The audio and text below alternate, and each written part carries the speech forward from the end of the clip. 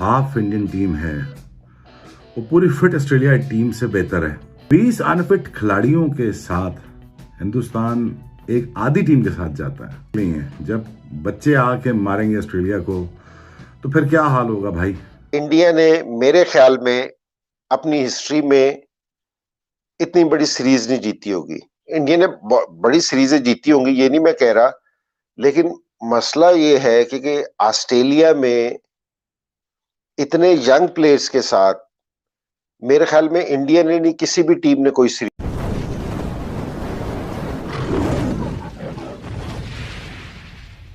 अपनी हिस्ट्री में इतनी बड़ी सीरीज नहीं जीती होगी।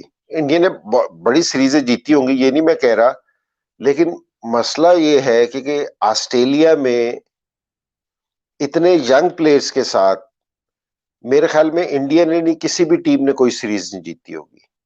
और कमाल है कि जी आप है ना, बॉलर्स आपको आउट करते हुए नजर आते हैं, सारी आप कर लेते हैं कि जो दूसरी टीम में भी हो सकता है कर दें, लेकिन 350 350 रन चेज करना दूसरी इनिंग्स में, भाई ये कमाल है कि जी बिल्कुल सारे लड़कों ने कमाल कर दिया इतनी यंग टीम के साथ।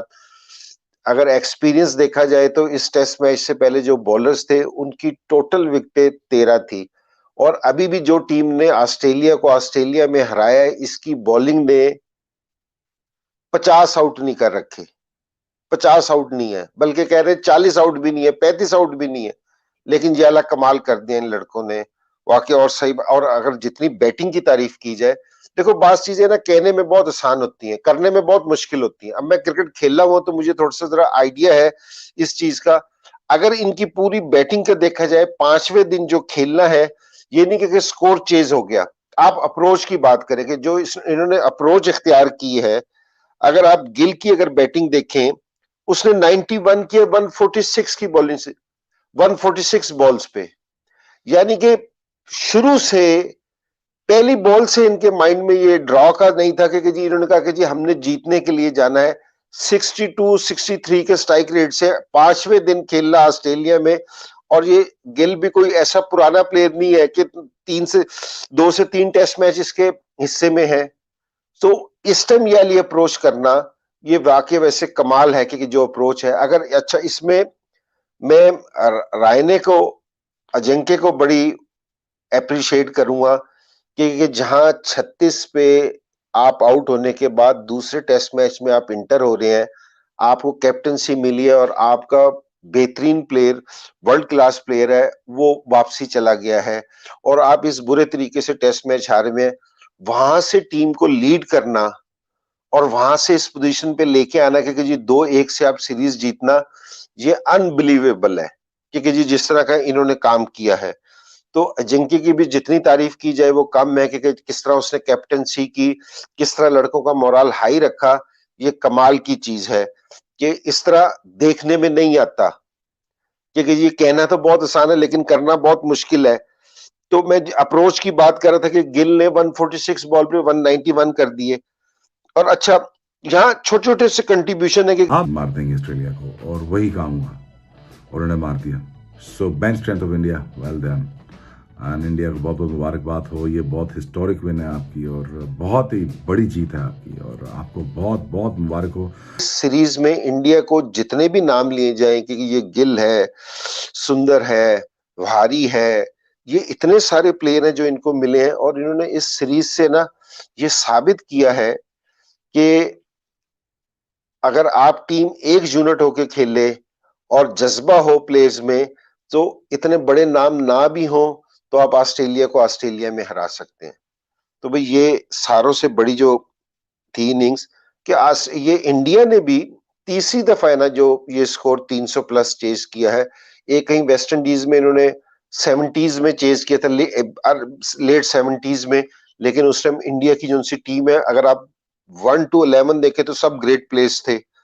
तो ऑस्ट्रेलिया में तो ये वाला कारनामा, और एक इन्होंने होम सीरीज में किया था, और ये वाला कारनामा तो यंग लड़कों ने किया। अगर आप इनके सारों के यंग लड़कों जिन्होंने परफॉर्मेंस दिया, और अच्छा मजेदारी की बात यह है कि जितनी भी ये परफॉर्मेंसेस आई हैं, ये सारी यंग प्लेयर्स की तरफ से आई हैं। क्योंकि जी यंग प्लेयर्स है ना, बिल्कुल भी नहीं घबराए कि जी हम किस पोजीशन में खेल रहे हैं, क्या खेल रहे हैं। सो मेरे ख्याल में तो ये एक है ना चेंज है पूरी, कि ये इन्होंने हिस्ट्री इस चीज से क्रिएट की है, क्योंकि जी बेशक आपके पास बड़े नाम ना हो, लेकिन आप एक यूनिट होकर खेलने, अपने ऊपर बिलीव हो, तो आप है ना कोई भी कारनामा सर अंजाम दे सकते हैं। ये सीरीज जीतना नहीं है, ये कारनामा है मेरी नजर में, कि जो इंडिया ने इसका किया है।